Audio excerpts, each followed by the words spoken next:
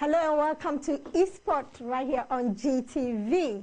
As I always say, you can copy the original, but you can never be the original. Still GTV, the trusted voice of GH. They can do whatever they want. We are still GTV. Yes, today we are going to talk about so many things. But as I say, and I'll say it again, I love the oldies.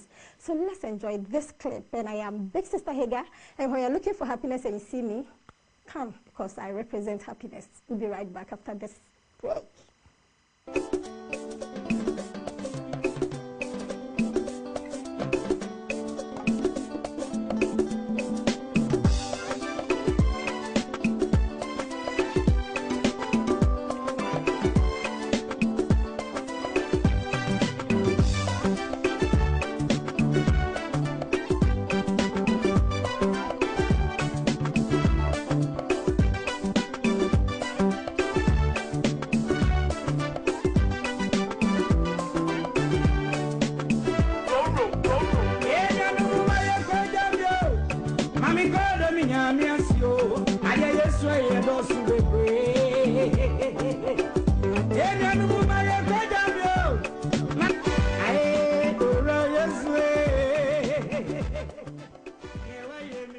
Yes, that was Brother Philip.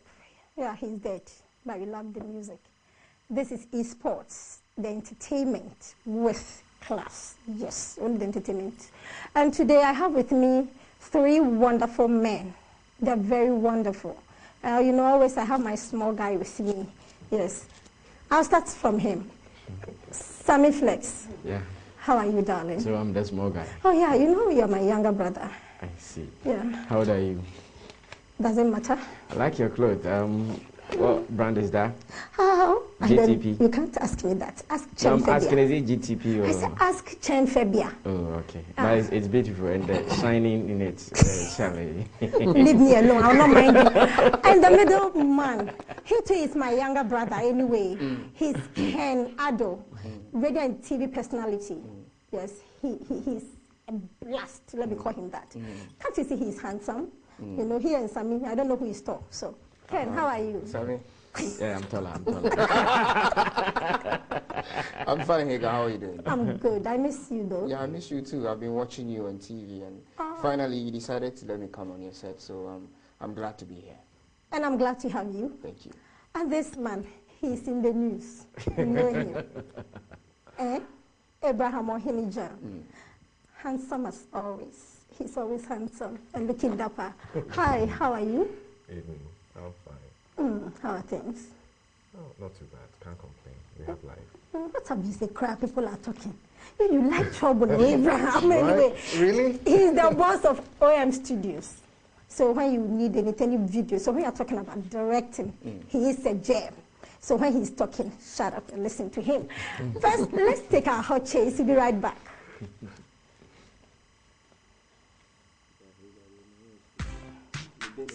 Hi viewers, and today on Hot Chase, the maiden premiere of the movie Dreams and Hip Hop has taken place in Accra. Dreams and Hip Hop talks about the hustle and bustle of rapper Kabu moving from Kumasi to Accra to pursue his dreams. Some of the stars in the movie are celebrated artist manager Bulldog, Kabu, Tijani Pepe, and K Danso. Make the right decision. I said some minutes of time if one time where you're beginning. Veteran Ghanaian actor George Williams has passed away at the age of 87. According to a close relative, Mr. Williams complained that he did not feel too well and was rushed to the hospital where he was pronounced dead. Until his death, George Williams was a lecturer at the Ghana Film School. And today we celebrate you, George Williams, for all your work in the movie industry.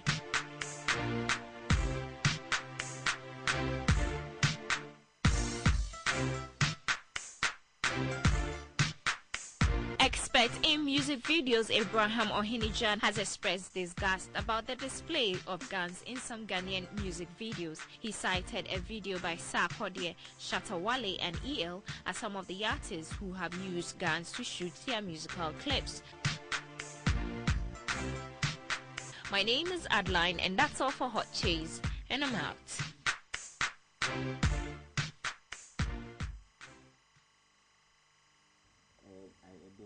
This week you premiered, it was a what, media Press screening. And tell us something more about the movie that we hit with you. Dreams and Hip Hop is basically a musical that we started some months back. Basically, in between our productions, I took out some of my guys who were at the office to try and kind of sew some story together and intertwine them with songs that they were recording in the studio. So it's a fictional story about an artist who comes from Kumasi, comes to Accra to look for his fortunes and try to make it in the music industry, and his ups and downs, and eventually where he ends up. I think it's a story that will resonate with anyone who's trying to get anywhere in life. Not necessarily, you don't have to be a musician. It's just a story about trying to achieve your dreams. Okay, were you there, Ken? No, I wasn't. Were you there? Yes, I was there. I was invited. And you loved it? Oh, yeah, I loved it. Even when it ended, we wanted more because the story was flowing. The characters, Kaboom, K-Dance. I like Bulldog was in there. Bulldog was actually the guy who closed the whole show, so I hated him. It was a good show. As a matter of fact, I think that if the musicals is well promoted, it can also affect the career of Kaboom positively, because those of us who are into the music industry, we know the exploits and the talents of Kaboom. Okay. But it's funny, you don't know how it works.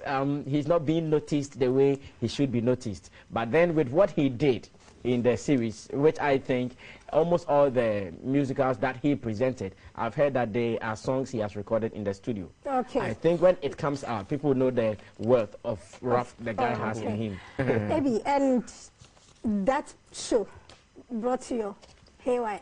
Which Haywire? Well, we are going, Abraham said, you know, some of our musical clips contains what? Guns, and we should avoid it. So that's the topic. Use of guns in Ghana's music videos. Abraham. Musicians are very powerful individuals. When they pass away, everybody notices because they make music. Music is a very crucial part of our lives. And music videos are now so critical to musicians.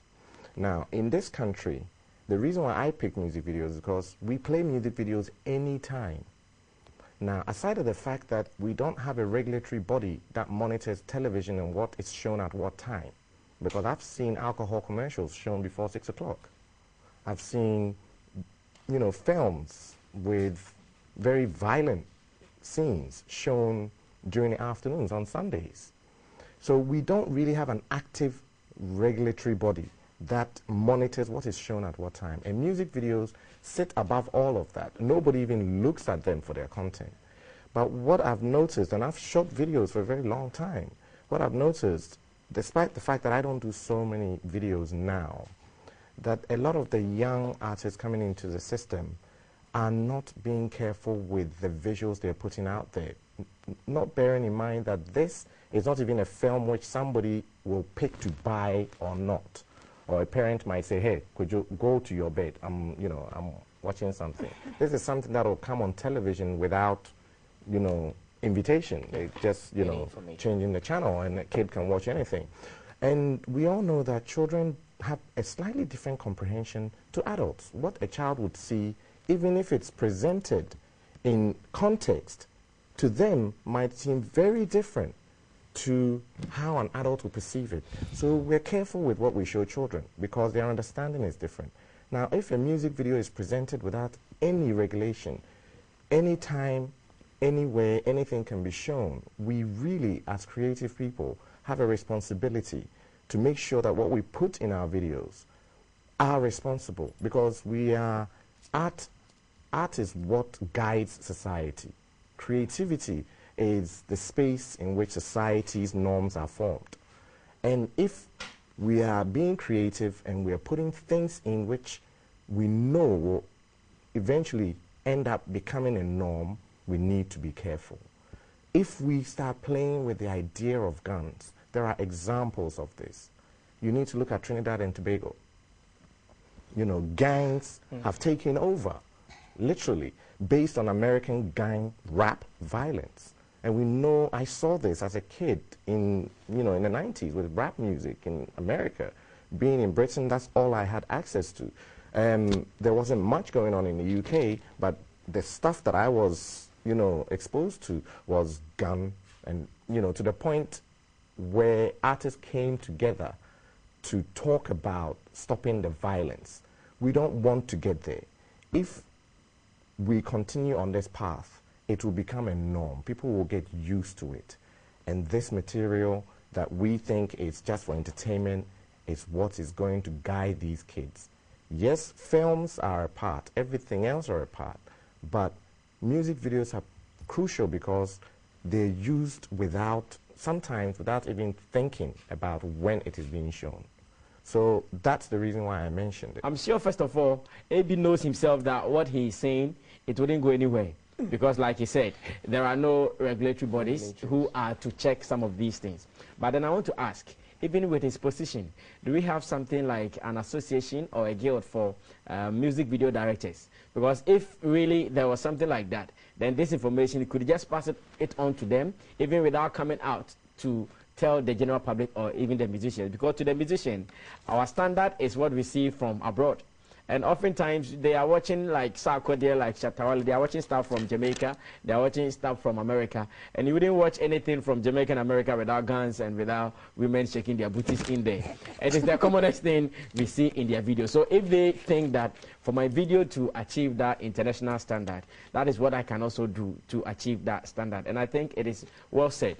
But me, this is my position. My position on this main topic is this. Well, how was the person using the gun in the music video? I remember we spoke to the CID PRO, and he said that guns were not bought to be displayed. I'm sure whoever will buy a gun for protection will license it first before he can even use it. But even in your bid of using it to protect yourself, you are not just to display it. For instance, you don't go out putting your gun here because you've licensed it. That is not the way to use it. So I am thinking that based on the video, the storyline that we are watching, if the gun comes in and it is meaningful, then I think that we can even spare them. But if it comes in and you don't see the sense in there, for instance, like Sarkodie's Revenge of the Spartans, the guy holding the gun, showing it on the screen, you watch and you feel like he's targeting at you. I didn't see the purpose at the end of the day. And again, he used the Joy B example. Yeah. He was sitting somewhere bare-chested, having a pistol, rapping with it. Yeah. That was the use. With Shatawale's example, I could excuse it, but then again, it is still sending negative connotation because as a child, he was killed by some gunmen. And yes, his dad was killed by some gunmen, and he grew to revenge. And he also killed the same person. But that's not the one I was even referring to. Okay, there was another one.